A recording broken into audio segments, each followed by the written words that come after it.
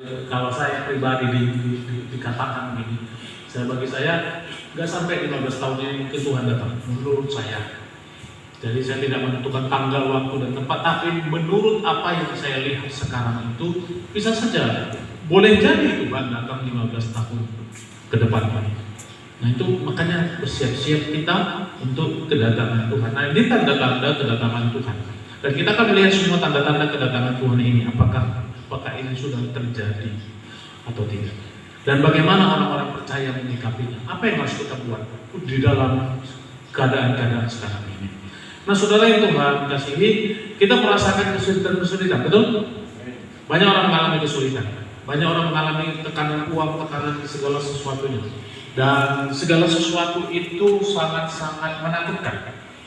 PHK di mana-mana, segala sesuatu demonstrasi di mana-mana nantinya, dan ini akan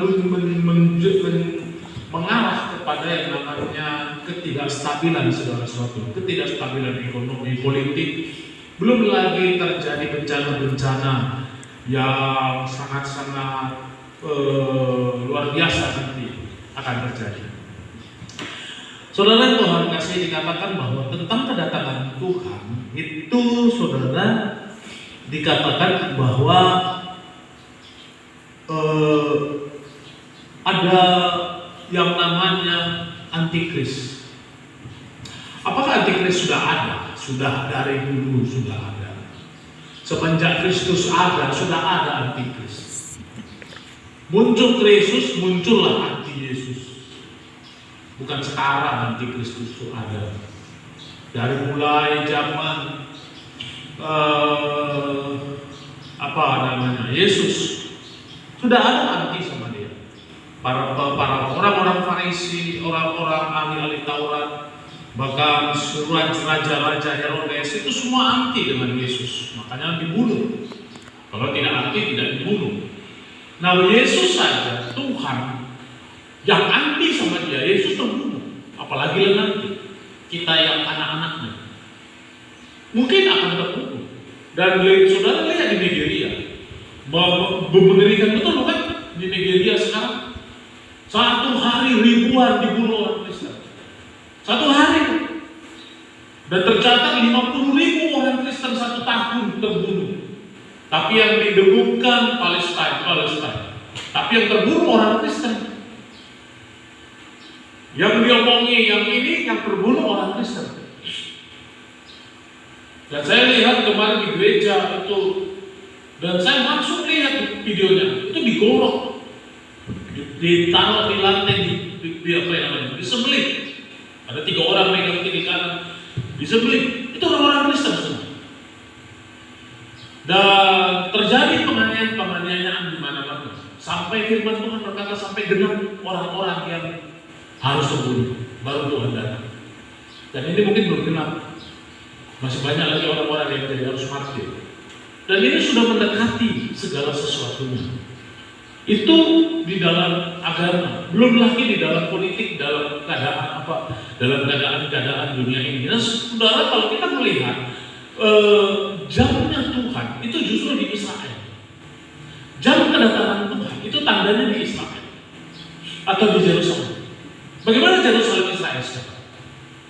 Terjadi bukan goncangan-goncangan yang begitu besar. Terjadi hal-hal yang sangat-sangat melawan Alkitab. Akan dibagi 2, akan ini.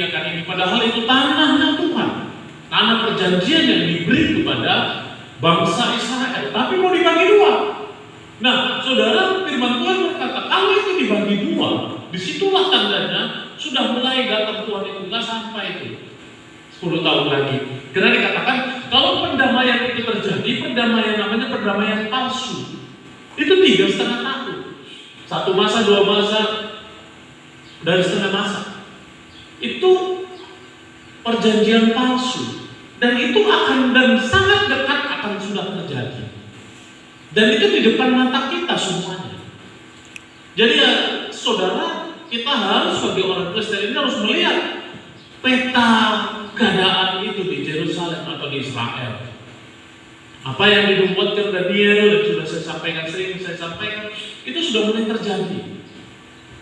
Untuk itu kita belajar untuk apa yang harus terjadi di dalam kehidupan kita. Apakah kita takut? Apakah kita firman Tuhan berkata justru mengikuti hal-hal yang salah? Misalnya kemarin ada rektur katanya tanggal 24 September, lalu mereka naik gunung semuanya. Di video kalau wah Tuhan datang orang mana itu, orang kayaknya orang-orang Afrika. Tuhan datang 28 September. Ternyata enggak juga Tuhan datang. Karena enggak mengerti apa yang Tuhan sampaikan, bagaimana kedatangannya, apa yang harus juga terjadi. Nah saudara, Tuhan yang firman Tuhan katakan bahwa orang ini yang namanya antikristus ini sudah ada. Betul ya? Sudah ada. Cuman belum menyatakan diri. Gitu tadi ya. Belum menyatakan diri. Dia belum ngomong begini. Akulah Allah itu. Aku yang menentang Kristus. Belum, tapi nanti akan terjadi. Itu akan terjadi. Ketika dia berkata, firman Tuhan berkata bahwa masih ada yang menahannya. Dia sudah ada, tapi masih ada yang menahannya. Belum keluar dia. Kira-kira siapa yang menahannya? Gereja. Gerejanya itu. Bukan gereja bangunan ini maksud saya. Orang-orang kudusnya Tuhan masih menahan itu dengan doa-doa, dengan kuasa Roh Kudus.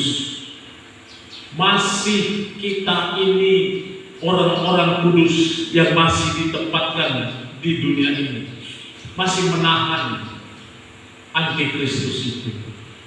Firman Tuhan katakan, kalau yang menahan itu diambil, maka antikristus pun menyatakan diri. Nah saudara, kalau antikristus sudah ada di sini, bagaimana kehidupan kita? Tapi walaupun belum menyatakan diri, banyak kan gereja-gereja yang ditutup, iya kan? Ditutup paksa. Harus ada izin. Udah ada izin, tetap aja di demo. Kami tidak setuju walaupun ada izin, tetap aja. Namanya kebencian. Kalau orang benci itu, mau ada izin atau tidak izin, itu nggak masalah bagi mereka. Yang penting aku benci, tutup. Tidak ada didasari oleh peraturan itu. Itu biasa didasari oleh kebencian.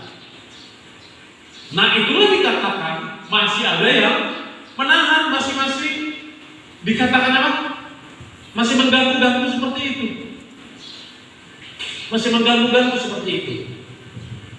Lalu kita berkata begini, supaya kita dengar baik.